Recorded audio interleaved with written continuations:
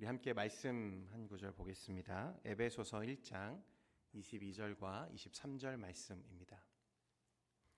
에베소서 1장 22절과 23절 말씀 우리 한 목소리로 같이 함께 합독하도록 하겠습니다. 시작.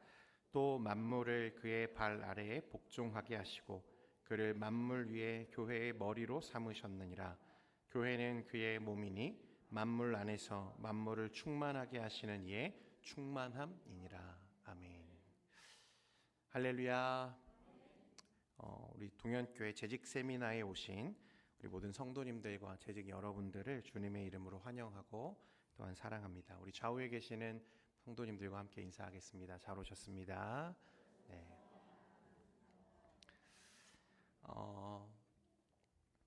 먼저 오늘 이 모임은 금요 기도회이면서 동시에 재직 세미나이기 때문에 오늘 제가 여러분과 나눌 말씀은 설교라기보다는 사실 강의에 가까운 또 그런 내용에 가깝습니다. 그래서 내용이 다소 좀 이론적일 수도 있고 또 양이 좀 방대하다는 것을 여러분 양해해 주시고 또 염두에 두시고 들어주시면 좋겠다는 생각이 듭니다. 사실 오늘 다루는 이 교회론의 내용들, 교회가 무엇인가에 대해서만 사실 신학교에서 다룬다면 한 학기를 공부해야 되는 분량이거든요. 그래서 너무 자세하게는 다루지 못하지만 제일 중요하다고 여겨지는 것들, 핵심적인 내용들만 조금 뽑아서 좀 나누는 시간이 되려고 합니다. 그리고 이번 재직 세미나 내용은요, 추후 내용을 더 보완해서 우리 직분자 교육 자료로 제가 활용할 계획이고요. 그리고 앞으로는 재직 교육을 이수한 분들만이 교회 재직 또 직분으로 세워져야 한다는 생각을 개인적으로 제가 가지고 있습니다. 그러니까 교육이 굉장히 중요하다. 여러분 생각해 주시고 오늘 경청해 주시면 큰 은혜가 있을 거라고 생각합니다. 오늘 이제 첫 시간이고 우리의 주제가 뭐냐면 교회란 무엇인가라는 주제입니다. 사람들은 오늘 우리가 던지는 이 질문이 왜 중요하고 또 얼마나 중요한지 사실 잘 모르죠. 대부분 교회면 다 같은 교회지, 교회가 교회지 뭔가 다른 게 있냐라고 생각하고 맙니다. 그런데 벨직 신앙 고백서와 또 웨스트민스터 신앙 고백서에 따르면요, 교회는 참된 교회와 거짓된 교회로 나눌 수 있고 또 순수한 교회와 순수하지 못한 교회로 구분할 수 있다고 말하고 있습니다. 여러분, 이건 교회와 교회에 속한 모든 회원에게 대단히 중요한 문제예요. 왜냐하면 그리스도께서는 오직 참된 교회에만 계시기 때문에 그렇습니다. 여러분, 주님이 어디에만 계신다고요? 참된 교회에만 계시다는 거예요. 참된 교회에서만 그리스도는 자기의 백성들을 중생시키시고 거룩하게 하시고 의롭다 하시고 영화롭게 하실 것이기 때문에 여러분, 참된 교회와 거짓된 교회를 구분하는 것은 너무나 중요한 일이죠. 여러분, 그러면 제가 묻겠습니다. 우리 동현교회는 참된 교회입니까? 아멘 하셨는데 여러분, 동현교회가 참된 교회일까요? 정말로요? 여러분, 참된 교회가 무엇입니까? 우리는 참된 교회가 무엇인지 잘 모르지만 일단 참된 교회라고 믿고 신앙생활을 하고 있는 거죠. 그렇죠? 오늘날 수십 년 교회를 출입했음에도 불구하고 사실 왜 교회에 가는지조차도 진지하게 생각하지 않는 사람이 많고 교회를 오랫동안 다니면서도 교회에 관한 잘못된 편견과 오해에 빠져서 자기 마음대로 교회 생활을 하는 사람이 꽤 많습니다. 여러분, 우리 동현교회는 그런 분들이 없을까요? 저는 있다고 생각합니다. 물론 아직 보지는 못했습니다. 그럼 다시 묻습니다. 여러분, 우리 동현교회는 진짜 참된 교회일까요? 여러분, 이것 때문에 오늘 우리가 이 공부를 하는 거예요. 참된 교회는 무엇이고 과연 나는 어디에 지금 서 있는가? 그리고 과연 우리가 출석하고 있는 동현교회는 참된 교회인가를 여러분 알아야 하는 거죠. 왜냐하면 주님은 오직 어디에만 계신다고 했죠?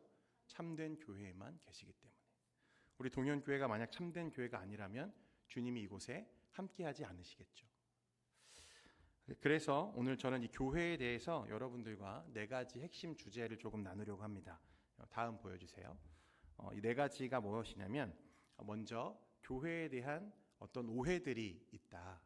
교회라고 할 수 없는 것들을 오늘날 교회라고 여겨지고 있는 오늘날의 현상들 속에서 무엇이 교회가 아닌지에 대해서 좀 먼저 살펴보고, 두 번째는 교회가 무엇인가? 그러면 성경적으로 말하는 진짜 참된 교회의 바른 정의가 무엇이냐? 세 번째는 그 교회만이 가지고 있는 고유의 특성들 그리고 형태들에 대해서 보편 교회라고 우리가 말하는데, 세 번째는 그 보편 교회에 대해서 조금 나누고요. 네 번째는 참된 교회와 거짓된 교회를 구별하는 기준, 참된 교회의 표지에 대해서 우리가 좀 말씀을 좀 나누려고 합니다. 다음 보여주십시오. 먼저 앞에서 얘기했지만 무엇이 교회가 아닌가?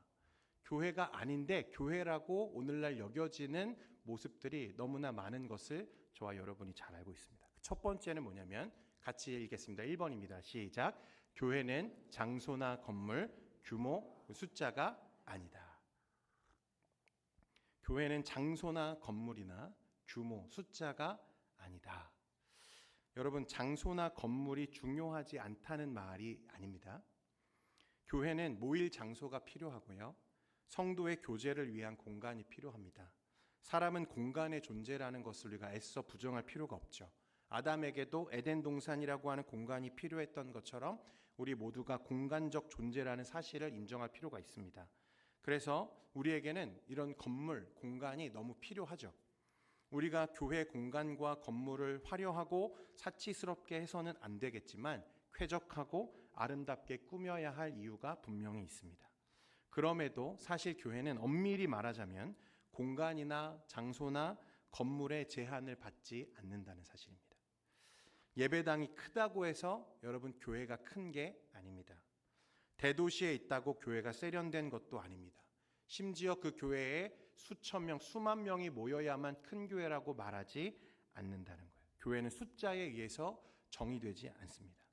건물이나 숫자는 늘 크거나 작거나 늘어나거나 줄어들 때가 있지만 여러분 그리스도의 참된 교회는 그 본질과 특성상 결코 작아지거나 커지거나 늘었다가 줄어드는 가변적인 교회가 아니라는 거예요. 하나님이 태초에 세상을 지으시기 전에 하나님의 백성으로 부르신 자들의 수가 변함이 있을까요? 없을까요? 여러분 그 수는 변함이 없습니다. 사람이 아무리 노력하더라도 하나님이 정하신 교회의 총수는 언제나 동일한 거죠. 변하지 않는다는 거예요. 우리는 이 건물이나 장소를 교회로 여기는 성향이 있어서 그래서 많이 모이는 교회는 다 큰 교회인 줄 알고 건강한 교회인 줄 알지만 사실은 그렇지 않다는 것입니다. 참된 교회의 숫자는 늘 고정되어 있어요. 우리는 이것을 사람이 보는 교회와 하나님이 보시는 교회로 구분할 수 있습니다. 하나님이 보시는 교회, 하나님이 택한 백성들은 고정되어 있고 늘 불변합니다. 그러므로 교회는 규모를 추구하거나 건물과 장소를 지나치게 추구하다 보면 교회의 본질, 교회다움을 상실할 수 있는 위험이 있는 거죠. 우리 동현교회를 생각해 보면요, 여러분, 하나님 나라 안에서 그리스도와 연합되어 있는 것은 우리의 건물입니까? 아니면 진실한 성도입니까? 진실한 성도죠. 동현교회를 하나님이 주목하시고 주님이 주목하신다면 그것은 우리의 건물, 우리의 규모를 주목하시는 게 아니라 그 안에 있는 주님의 몸된 교회로 부르신 자들, 저와 여러분을 하나님이 주목하시는 거예요. 그래서 이것을 교회라고 부르는 것입니다. 우리가 교회라는 건물을 지어서 교회라고 하는 게 아니라 그 안에 하나님이 부르신 교회가 있기 때문에 교회라고 부르는 거예요. 이것을 혼동하면 안 되는 거죠. 공간은 중요하지만 여러분, 공간을 우리가 교회라고 부르지는 않습니다. 이것을 꼭 기억하셨으면 좋겠어요. 두 번째로 우리 같이 읽겠습니다. 2번 시작. 교회는 친목단체, 사교단체가 아니다. 교회는 마음이 맞는 사람들끼리 모여서 커피를 마시고 쿠키를 먹으며 세상 이야기를 나누는 모임이 아닙니다. 여러분, 사도신경에 기록된 성도의 교제는 그리스도 안에서의 교제, 예배의 교제, 진리의 교제, 성찬의 교제이지 세속적인 교제가 아니라는 거예요. 그런데 교회를 자기 입맛대로 기호대로 선택할 수 있는 사교 모임처럼 인식하는 사람들이 꽤 많고 지금도 계속해서 늘어납니다. 여러분, 이런 교제를 하면 안 된다는 이야기는 아닙니다. 우리는 사회적인 존재고 또 관계적인 존재이기 때문에 친교 모임은 늘 필요합니다. 그러나 우리의 모든 예배와 모임의 목적은 그리스도 안에서 그리스도를 위해서 또한 그리스도의 모임이 되어야 한다는 거예요. 친교나 이런 모임들은 사교적인 부분들은 이런 것들 이루기 위한 과정이고 도구라는 것입니다. 우리의 목적이나 목표가 아니라는 거예요. 지나치게 사교적인 것은 교회라고 할 수 없다. 세 번째는요. 다음 보여주세요. 세 번째 같이 읽겠습니다. 시작. 교회는 정치나 사회단체가 아니다. 오늘날 교회가 빠지는 가장 큰 오류 중에 하나가 이거라고 저는 생각합니다. 교회가 그리스도의 복음 진리를 전파하는 데에는 조금도 관심을 두지 않으면서 오직 정치, 사회 문제만을 부각시키는 모습들. 요즘 유명한 분이 한 분 저희 한국 교회에도 계시죠. 교회와 그리스도인은 정치적 사안에 무지하거나 무관심해서는 안 됩니다. 훌륭한 그리스도인을 양육해서 사회와 국가에 공헌하는 신앙인을 키워내야 하는 것도 우리의 역할 중 하나이겠습니다. 여러분, 그래서 네덜란드의 수상을 지냈던 이 아브라함 카이퍼라는 분은 목사였고 신학자였어요. 동시에 한 나라를 정치하는 수상이었습니다. 중요한 거죠. 교회와 정치는 완전히 분리되지는 않습니다. 그러나 교회는 정치 선동의 장소가 아니고 정치 이념의 도구로 전락하면 안 된다는 거예요. 그러니까 여러분, 이 앞에 있는 안목사가 파란색인지 빨간색인지 궁금하실 필요가 있다 없다? 없다는 거예요. 제가 어떤 정치 성향을 가지고 있건 그의 교회에 아무런 여러분 영향이 있어서는 안 되겠습니다. 제가 만약에 설교 강단에 서서 제가 가지고 있는 정치적인 성향을 드러내고 그것을 여러분들에게 전하기 시작하면 여러분 교회가 어떻게 되겠습니까? 분란하기 시작되겠죠. 교회는 정치 선동의 장소가 아니라는 거예요. 여러분들도 마찬가지입니다. 여러분들이 전라도이건 경상도이건 파란색이건 빨간색이건 여러분 그건 중요하지 않습니다. 사회에서는 여러분들이 얼마든지 그런 활동을 하셔도 여러분 괜찮습니다. 내 정치적인 어떤 소신과 그런 것들을 자유롭게 여러분 펼쳐 가시는 것은 전혀 문제가 아니에요. 그런데 문제가 무엇입니까? 그것을 교회로 끌고 와서 교회에서 누군가에게 그것들을 강요하기 시작하고 선동하고 그것들을 밀어붙이기 시작하면 교회는 분쟁이 일어나기 시작해요. 왜냐하면 교회는 여러분 모든 지역과 공간과 이념을 초월한 모임이기 때문에 그렇습니다. 전라도도 있고 경상도도 있고 남자도 있고 여자도 있고 예수님의 제자들 중에서도 열심당원도 있고 세리도 있고 이게 교회의 정체성인 거죠. 저희 부모님은 전라도 출신이시고요. 저희 장인과 장모님은 경상도 출신이십니다. 그래서 저는 집에서도 정치적인 얘기를 하지 않습니다. 여러분. 네. 앞으로도 교회에서도 저는 하지 않을 계획입니다. 그건 중요하지 않거든요. 하나님의 뜻이 어디에 있는지 하나님의 말씀이 어떻게 말하는지가 중요하다고 생각합니다. 네 번째 같이 읽겠습니다. 시작. 교회는 유력한 개인, 당회, 치료회의 소유물이 규모가 작은 교회든 큰 교회든 유력한 사람들은 항상 있는 것 같아요. 돈이 많은 사람일 수도 있고 많은 교인의 지지를 받는 어떤 사람일 수도 있겠습니다. 그러나 그가 누구이든 유력한 사람이 교회를 좌지우지해서는 안 된다는 거예요. 예전에 한 목사님이 경기도 고양시에 있는 한 교회였는데 작은 교회에 담임으로 청빙을 받으신 일이 있었습니다. 이 교회는요 유력한 교인이 한 분 있어서 이미 몇 번이고 목사님을 갈아치운 전력이 있는 그런 교회였어요.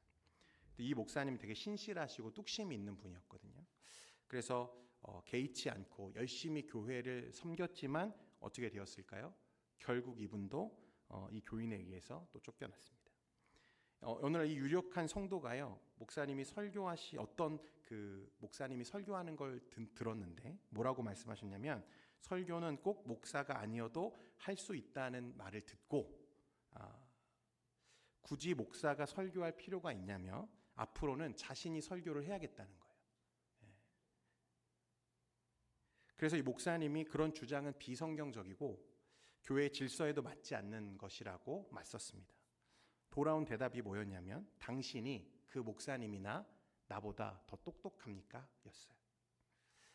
교회의 직분과 질서에 대한 전혀 바르게 배워본 적 없는 이 유력한 사람은 도리어 교회를 망치는 거예요. 여러분, 질서가 없는 교회는 참된 교회가 아닙니다. 하나님은 질서의 하나님이시죠. 그래서 그 누구도 교회를 자기의 마음대로 좌지우지할 수 없습니다. 교회의 머리는 오직 누구이기 때문이죠? 그리스도이시기 때문에 그렇습니다. 목사도, 장로도, 치리회도 교회의 주인은 아닙니다. 여러분, 이것이 교회가 가져야 되는 가장 중요한 인식 중에 하나예요. 우리는 모두 그리스도 안에서, 그리고 하나님이 정하신 질서와 직분 안에서 아름답게 지어져 가야 하는 교회의 일원일 뿐이지, 여러분, 교회의 주인이 아닙니다. 동현교회의 주인은 누구십니까? 예수님이십니다. 여러분, 이 고백이 흔들리지 않는 우리 교회 되기를 소망합니다. 그러면 이제 교회가 아닌 것들 네 가지를 좀 살펴봤는데 더 많지만 여기까지 하고, 그러면 진짜 참된 교회가 무엇이냐, 성경은 무엇을 교회라고 말하는가, 이 본질에 대해서 좀 생각해 보겠습니다. 다음 화면 보여주세요. 자, 교회는 먼저 하나님이 불러내신 백성들의 모임이다 라고 말했습니다. 무엇보다 교회는 하나님이 불러내어 모인 백성들의 모임이다.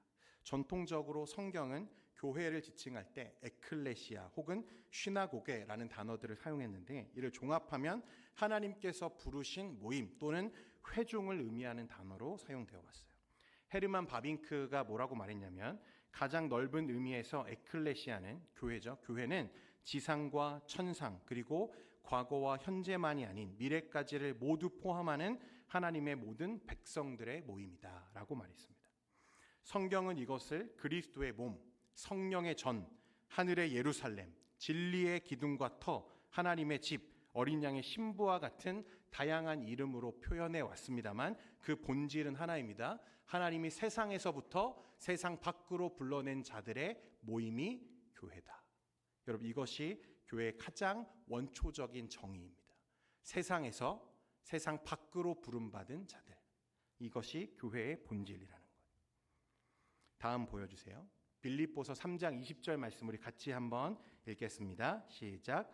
그러나 우리의 시민권은 하늘에 있는지라 거기로부터 구원하는 자 곧 주 예수 그리스도를 기다리노니. 여러분, 성도의 시민권, 교회의 시민권은 이 세상에 있지 않고 하늘에 있다고 말했어요. 세상에서 세상 밖으로 부름받은 것, 그것이 교회의 본질이고 정의임을 기억하십시오. 다음은 여러분, 두 번째로 교회의 본질이 무엇이냐. 성경은 교회를 그리스도의 몸이라고 말합니다. 무엇이라고요? 그리스도의 몸이다.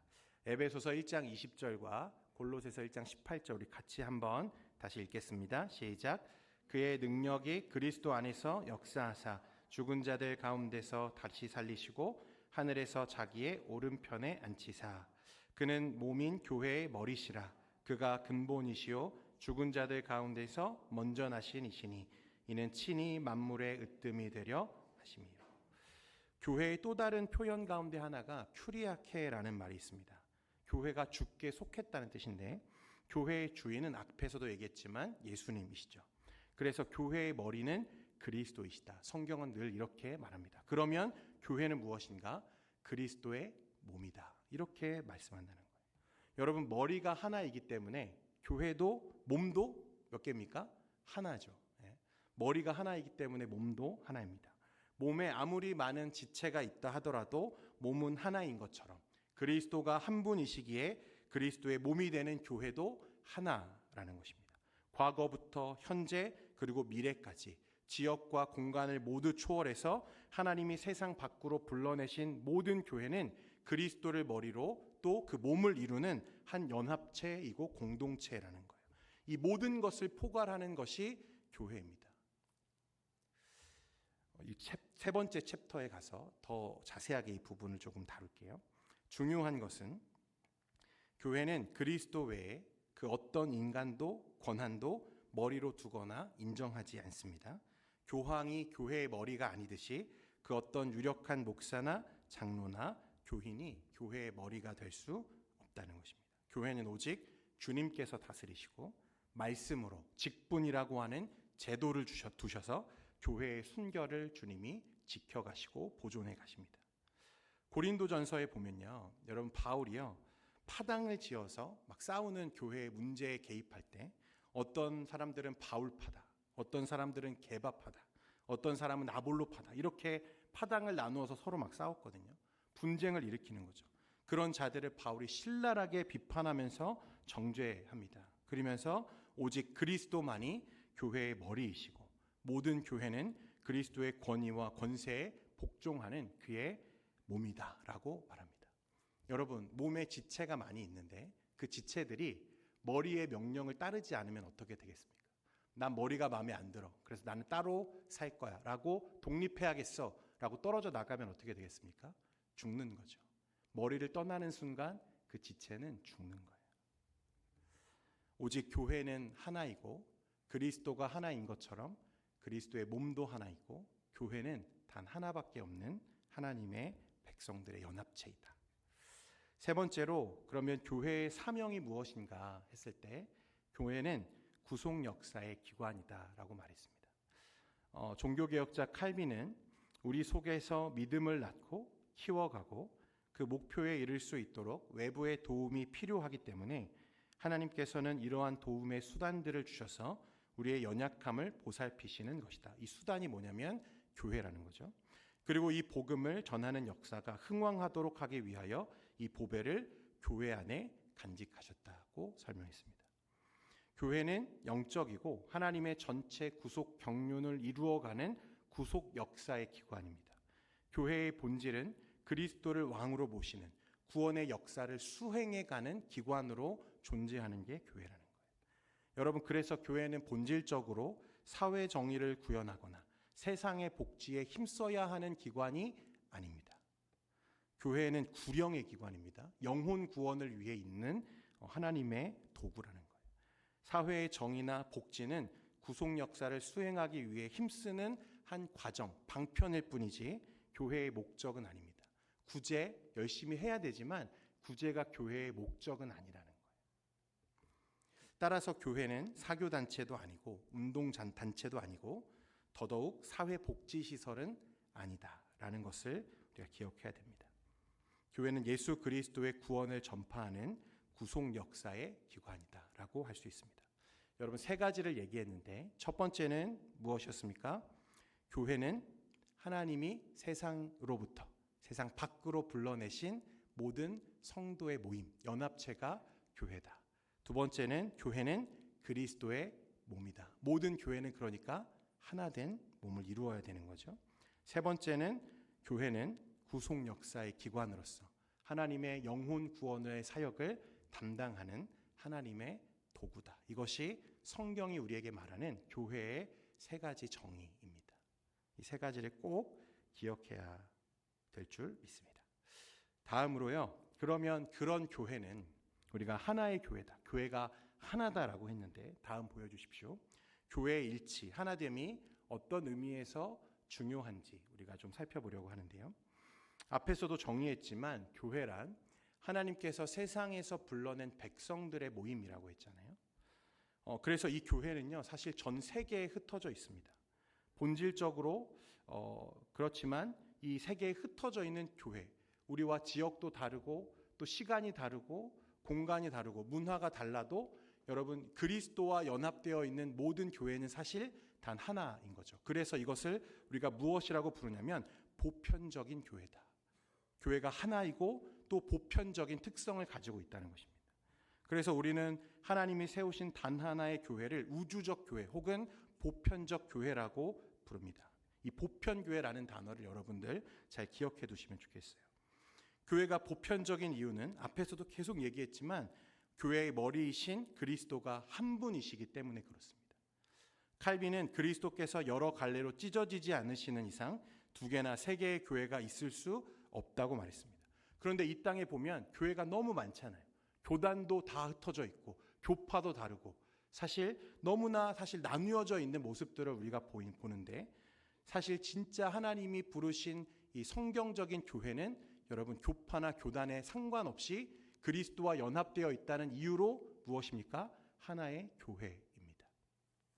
우리와 좀 문화는 다를 수 있고 지역도 다를 수 있고 신학적인 견해도 조금 다를 수 있지만 그가 그리스도라고 하는 중심과 연합되어 있는 것이 확실하다면 그와 우리는 무엇입니까?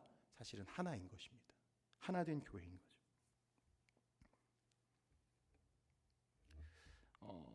참된 교회는 그러므로 보편적인 한 교회를 이루는 연합이다.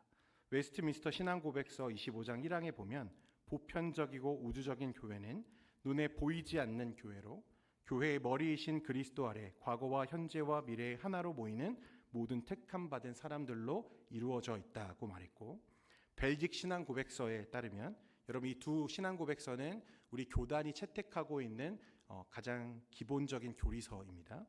벨직 신앙고백서에도 보면 하나의 보편적 교회 또는 우주적 교회라고 불린다. 세상의 시작부터 있었고 세상 끝날까지 있을 것인데 이유는 그리스도께서 이 교회의 영원한 왕이시기 때문이다 라고 말했습니다. 그러면 이 보편적인 교회, 하나님이 세상 밖으로 불러낸 자들의 모임이면서 보편적인 하나님의 이 교회, 진짜 참된 교회는 이 땅에 어떠한 형태로 존재하는가? 다음 사진 보여주세요. 교회는 두 가지 형태로 존재합니다. 하나는 무형교회이고 또 다른 하나는 유형교회이다. 무형교회와 유형교회. 무형교회는요, 여러분 보이지 않는, 눈에 보이지 않는 교회이고 하나님께서 창세전에 택하신 모든 성도들의 모임을 우리가 교회라고 말합니다. 그러니까 어떤 의미에서 사실 계속 같은 얘기를 하고 있는 거예요. 교회가 무엇이냐? 교회는 하나님이 세상 밖으로 불러낸 자들의 모임, 회중이다. 이 연합체다라고 했는데 그 교회가 어떻게 존재하냐면 그 교회는 눈에 보이는 교회를 말하는 게 아니라 모든 시간과 공간을 초월해서 존재하고 역사하는 하나님의 교회, 하나된 교회를 말하고 이것은 무형교회인 거죠. 우리의 눈에 보이지 않는 것입니다. 히브리서 12장 23절에 보면 하늘에 기록한 장자들의 총회와 교회라고 말했고 에베소서 1장 4절에 보면 창세전에 우리를 택하사 그 앞에 거룩하고 흠이 없게 하시려고 라고 말씀하세요. 보편적이고 우주적인 교회는 눈에 보이지 않는 교회라고 말했습니다. 그렇지만 교회의 머리이신 그리스도 아래 과거와 현재와 미래의 하나로 모이는 모든 택함 받은 사람들로 이루어져 있고 그 교회는 눈에 보이지 않는 것이기 때문에 무형교회다 이렇게 말하는 거죠. 그러니까 성경이 말하는 교회의 본질은 사실 원래 무형교회를 말하는 거예요. 눈에 보이는 것이 아니라는 것입니다. 무형교회가 가지는 특징이 있습니다. 첫 번째는 시간을 초월하는 교회로 존재합니다. 앞에서도 계속 얘기했지만 과거와 현재 그리고 아직 오지 않은 미래의 모든 참된 신자들이 이 무형교회 안에 포함되어 있는 것입니다. 하나님께 택함받은 모든 신자가 무형교회의 일원인 거죠. 예를 들어서 아브라함, 여러분 하나님의 신자이죠. 모세는 어떻습니까? 사도 바울, 오늘날 저와 여러분 모든 신자가 모두 어디에 속합니까? 이 무형교회에 속해 있는 거예요. 그리스도 안에 있는 자들, 그리스도의 은혜로 구속받은 자들이 사실은 모두 이 무형교회에 소속되어 있고 그 교회는 눈에 보이는 것이 아니라고 말하는 거예요. 또 공간을 초월해서 존재하죠. 특정한 나라, 교단, 지역에 국한되지 않고 전 세계에 흩어져 있는 것입니다. 다양한 시대와 장소에서 하나님을 믿는 모든 성도가 포함되는 거죠. 제가 예전에 단기 선교를 필리핀으로 다녀온 적이 있는데요. 우리 교회에서 파송한 그 선교사님이 세운 교회에 가서 예배를 드리는데요. 너무나 놀라운 것은 지역이 다르고 문화가 다르고 언어가 다른데 그들과 내가 고백하는 신앙이 같고 하나님이 같고 한 신앙을 고백할 수 있다는 사실에 대해서 너무나 놀랍고 감격스러운 경험을 한 적이 있습니다. 그러니까 원래 하나님의 교회는 지역과 시간과 공간에 구애받지 않는 하나님의 교회다. 그래서 이 무형교회는 하나님만이 아시는 교회입니다. 우리 눈에는 정확히 누가 무형교회에 속했는지 또 속하지 않았는지를 알 수 있습니까? 없습니까? 사실은 없는 거죠. 하나님만이 아세요. 오직 하나님만이 참된 성도가 누구인지를 아신다는 것입니다. 그리고 이 무형교회는 여러분 완전한 교회죠.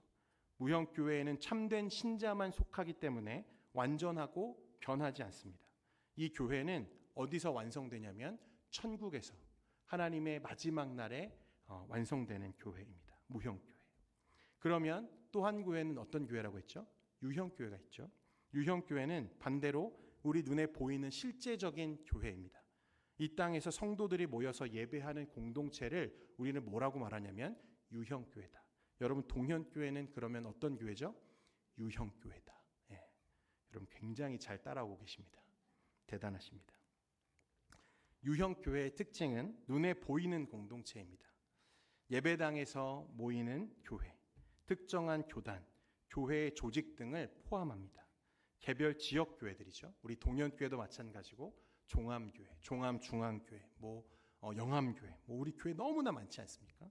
또 교단도 많습니다. 장로교도 있고 감리교도 있고 성결교도 있고 유형교회의 다 한 부분들입니다. 말씀드렸던 것처럼 우리 교회도 이 유형교회의 하나이죠. 그리고 그 유형교회에는 믿는 자와 믿지 않는 자가 늘 섞여 있습니다. 유형교회에는 참된 신자도 있지만 거짓 신자도 포함될 수 있다는 것이 특징이에요. 여러분 예수님께서 말씀하신 알곡과 가라지의 비유를 기억하시죠? 알곡과 가라지는 언제까지 함께 갑니까? 추수할 때까지 함께 가는 거예요. 그러나 추수 때가 되면 어떻게 되죠? 알곡은 창고에, 가라지는 아궁이에 들어가는 것입니다. 그래서 이 땅에 있는 유형교회는 사실 무형교회와 달리 불완전하고 가변적인 속성이 있습니다. 유형교회에는 인간의 죄로 인한 실수가 있고 불완전하죠. 그래서 이 땅에서 보는 우리의 교회들은 늘 분쟁이 있고 다툼이 일어날 수 있고 어려움이 있을 수 있는 거죠. 또 어떤 교회는 부흥하기도 하고 또 쇠퇴하기도 하고 새로운 교회가 생겨나기도 하고 또 어떻습니까? 교회가 문을 닫고 사라지기도 하는 거예요. 그게 유형교회가 가지는 한계입니다. 그런데 중요한 것은요, 이 무형교회, 앞에서 얘기했던 하나님의 참된 신자들의 교회와 유형교회는 지금 교집합을 이루고 있는 거예요. 그러니까 무형교회 안에 일부의 유형교회가 지금 소속되어 있는 것입니다.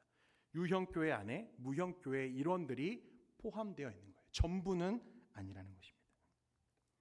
하나님의 참된 부름으로 세워진 교회가 유형교회 안에 일부 있다고 보여지는 거예요. 그리고 이 유형교회를 시작하신 분이 누구세요? 예수님과 사도들이죠. 그러니까 하나님의 교회, 무형교회는 창세 전부터 하나님이 영원한 작정 가운데 부르신 자들의 모임이기 때문에 영원하죠. 세상 끝날까지 있습니다. 그리고 영원히 존재하는 교회예요. 그런데 유형교회는 예수님과 사도들이 이 땅에 하나님의 도구로 세우신 유형적인 가시적인 교회로서 하나님의 도구로 이 땅에 존재하고 또한 이 교회를 통해 하나님의 진실한 백성들을 불러내기 위한 하나님의 도구로서 이 땅에 지금 존재하는 중입니다. 그래서 이 교회에는 믿는 자와 믿지 않는 자가 늘 섞여 있는 거예요. 그래서 무형교회와 유형교회의 관계를 보면 다음입니다. 무형교회가 유형교회를 포함한다. 유형교회 안에는 무형교회에 속한 참된 성도들이 있습니다. 하지만 유형교회 안에 있다고 해서 무조건 내가 구원받은 자 혹은 무형교회에 속하는 것은 아닙니다. 교회에 다녀도 진정한 믿음이 없는 사람들이 수두룩하고 믿음 없이도 교회 생활하는 종교인들이 오늘날에도 너무나 많습니다. 우리 교회에도 있는지 몰라요. 또 유형교회는 무형교회의 일부로 존재합니다. 그래서 유형교회는 불완전하지만 하나님께서 성도를 모으시고 세우시는 데 사용하시는 중요한 도구로서 서 있습니다. 유형교회를 떠나서 혼자 신앙생활하는 것은요, 여러분 결코 성경적인 태도가 아니고 무형교회는 완전하고 영원하지만 유형교회는 불완전하고 변화합니다. 유형교회는 연약하고 실수가 있지만 하나님의 은혜로 보존되는 특징을 가지고 있습니다. 여러분이 무형교회와 유형교회의 특징들을 잘 구분해서 여러분 기억하시면 좋겠어요. 하나님이 부르신 자들의 연합은 무형교회이고 이 땅에 시작하신 하나님의 유형교회들은 그 무형교회를 위한 하나님의 도구로서 하나님의 진실한 자들이 자라고 또 태어나는 곳이 바로 이 유형교회다. 그래서 이 땅에 있는 교회를 신학자들은 뭐라고 말했냐면 하나님이 아버지시라면 교회는 어머니시다. 이렇게 말한 거예요. 그러니까 이 유형교회가 물론 믿는 자와 믿지 않는 자들이 섞여 있긴 하지만 여러분이 유형교회를 떠나서 그가 신앙생활을 할 수 있는가? 여러분, 그건 가능하지 않다는 말입니다. 그래서 유형교회에 왜 소속해야 되는가? 참된 교회에 가입할 의무가 있다고 우리에게 말하는데, 어떤 사람들은 나 혼자 믿으면 되지, 굳이 교회에 다닐 필요가 있나? 라고 생각하는 분들이 많고, 또 코로나 시대를 좀 지나면서 어떤 사람들이 많아졌냐면 집에서 그냥 영상으로 예배 드릴게요 라고 하는 분들이 많아졌는데, 사실 엄밀히 말하자면 그분들은 지금 교회에 다니는 게 아니다. 우리 교회에 소속되어 있는 게 아니라고 말할 수 있는 거죠. 하나님은 성도를 교회로 부르셨습니다. 여러분 믿으십니까? 히브리서 10장 25절에 모이기를 패하는 어떤 사람들의 습관과 같이 하지 말고 오직 권하여 그날이 가까움을 볼수록 더욱 그리하자. 자, 예수님도 제자들을 모아서 가시적인 공동체를 이루셨어요. 예수님이 제자를 부르신 이유는 교회를 세우기 위함이셨고, 교회를 통해서 하나님이 예정한 자들을 세상에서, 세상 밖으로 불러내시기 위해서 교회를 시작하셨다는 것입니다. 그래서 성도는 함께 교제하면서 교회 안에서 성장하고 자라나야 하는 거죠. 신앙은 공동체 안에서 자라는 것입니다. 혼자서는 말씀을 바르게 이해하고 실천하는 것이 어렵고, 그러므로 유형교회를 떠나서 내가 신앙생활을 할 수 있다고 여기는 것은 교만입니다. 성경에서 교회 밖에서 신앙을 지킨 사례는 단 하나도 없고, 교회를 다닌다고 다 구원받은 것은 아니지만 교회를 떠나서 신앙을 지키는 것은 완전히 불가능하다. 이렇게 정리할 수 있습니다. 자, 여기까지의 이 챕터의 결론을 좀 보면, 무형교회는 하나님이 보시는 교회다. 창세 전부터 택한 모든 성도의 모임이 무형교회다. 유형교회는 우리가 실제로 경험하는 가시적인 교회 공동체로서 참된 신자와 거짓된 신자가 함께 있을 수 있다. 유형교회는 불완전하지만 하나님이 사용하시는 중요한 공동체이다. 참된 성도라면 반드시 유형교회의 일원으로 살아가야 한다고 말씀합니다. 자, 그러니까 우리 동현교회의 숙제는 그러면 무엇인가? 이렇게 말할 수 있겠죠. 하나님의 진실하고 참된 교회가 되도록 말씀과 질서 안에서 계속해서 우리를 개혁해 나가야 한다는 것입니다. 하나님의 나라를 소망하면서 우리는 참된 교회로 계속해서 세워져 가야 하는 거죠. 할렐루야. 너무 진지해지셨어요. 네. 그러면 참된 교회와 거짓된 교회를 구별하는 기준이 무엇인가? 마지막 챕터입니다. 사람들은 주로 교회하면 뭐가 제일 중요한가? 전도, 예배, 기도, 찬양 이런 것들을 교회에서 가장 중요한 것이라고 생각을 많이 하는데요. 물론 이것들도 참 중요한 것들입니다. 하지만 참된 교회의 표지는 여러분 세 가지입니다. 첫 번째는 1번 같이 읽겠습니다. 시작. 순수한 복음의 설교, 말씀 중심의 교회라는 거죠.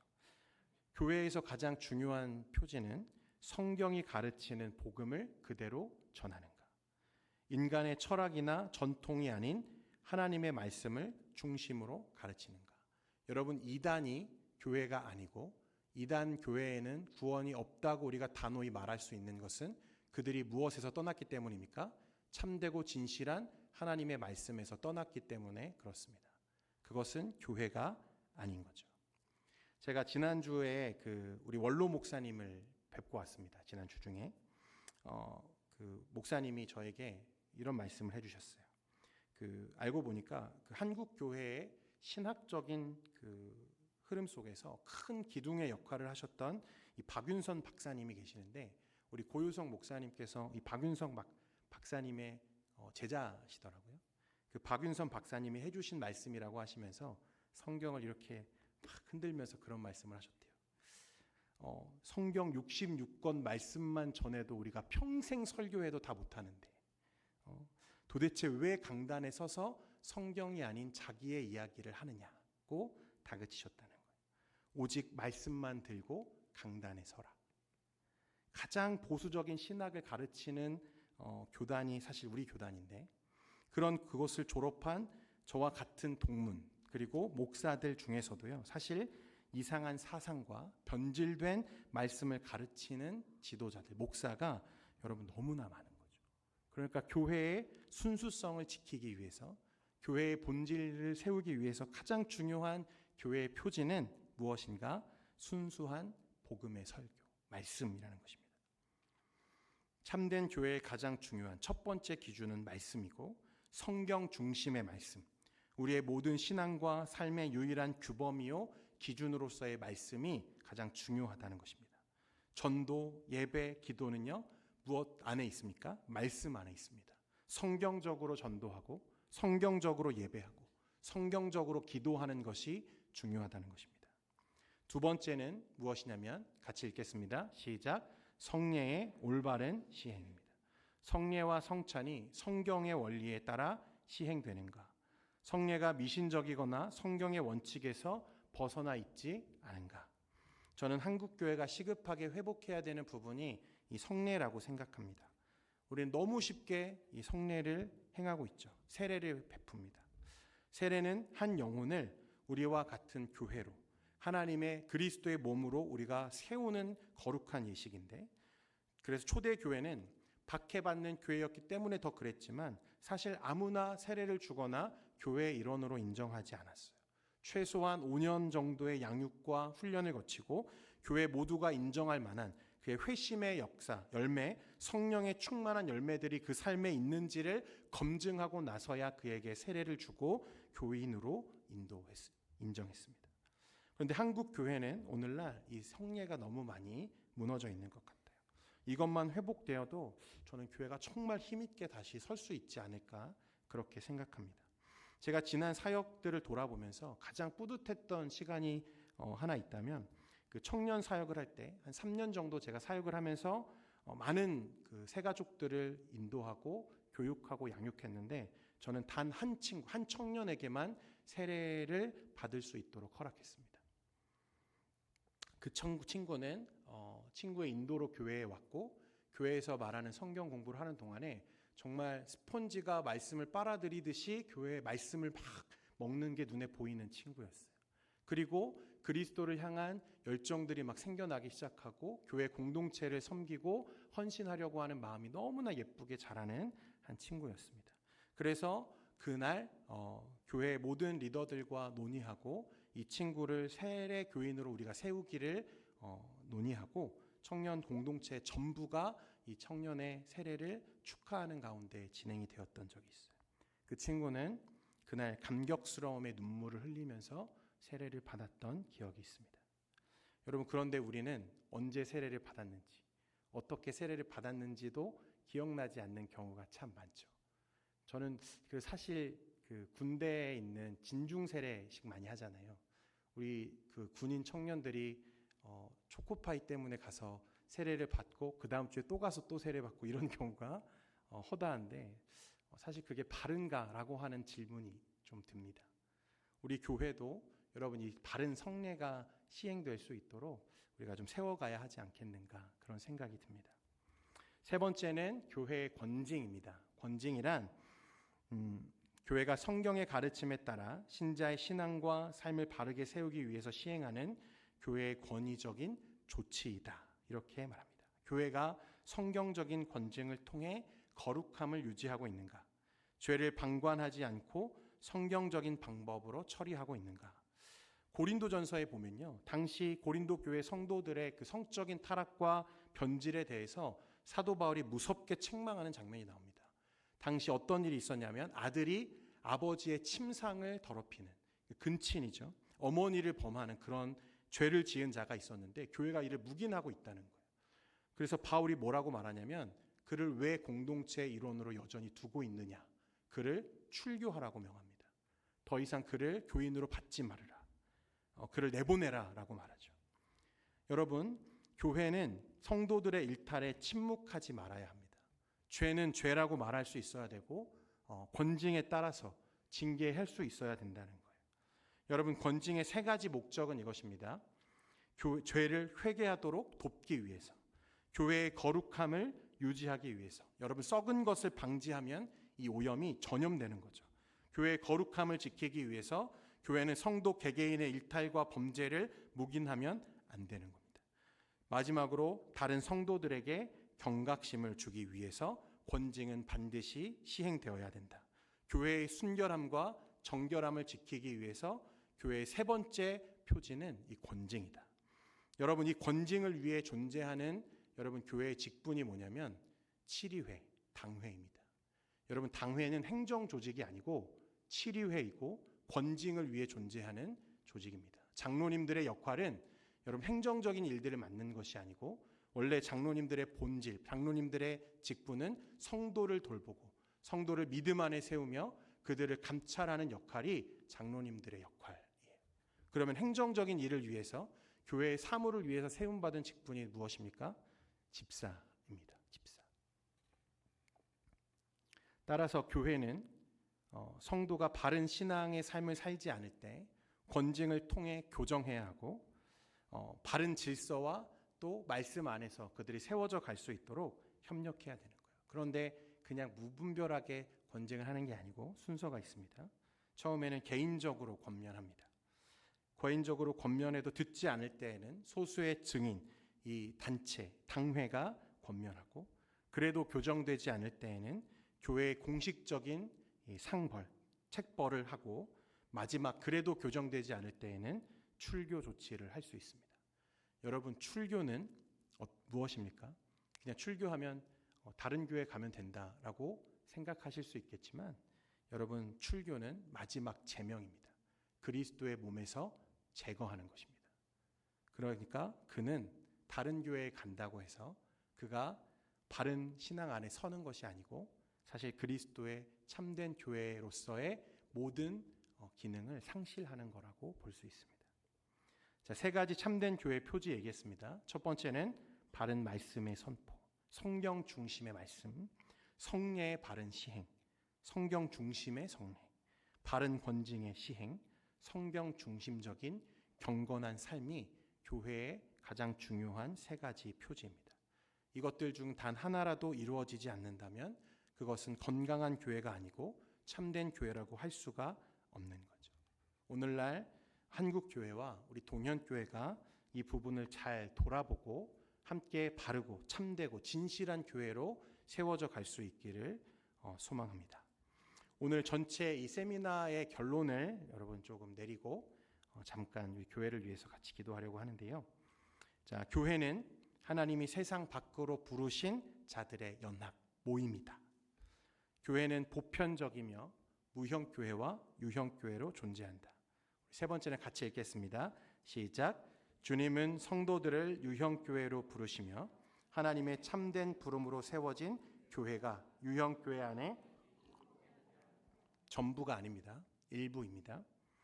다음 보여주세요. 다음이요. 네, 같이 읽겠습니다. 시작. 주님은 참되고 진실한 교회에만 계신다. 따라서 거짓된 교회와 교회 밖에는 주님이 없으므로 구원도 없다.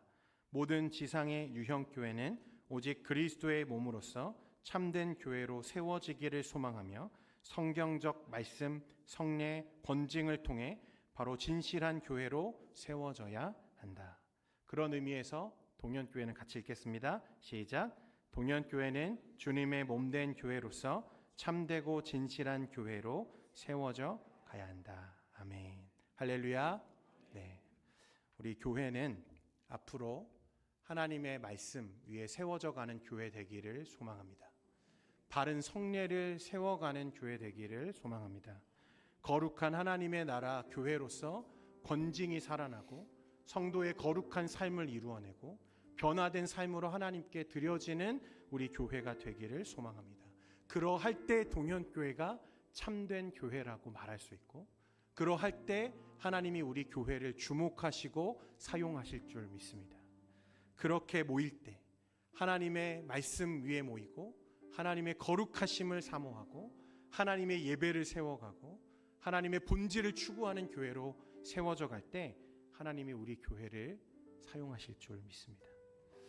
우리 동현교회는 참된 교회인가? 우리 교회에 있다고 해서 다 교회는 아닙니다. 우리 동현교회는 참된 교회가 되기 위해서 끊임없이 개혁해야 하는 이 땅의 유형교회 하나입니다. 사랑하는 성도 여러분, 이것을 위해서 우리가 거룩한 마음을 품고 하나님 나라를 위해 꿈꾸며 세워가는 우리 모두가 되기를 소망합니다. 우리 이 시간에 함께 찬양 하나 하고 같이 고백하기 원하는데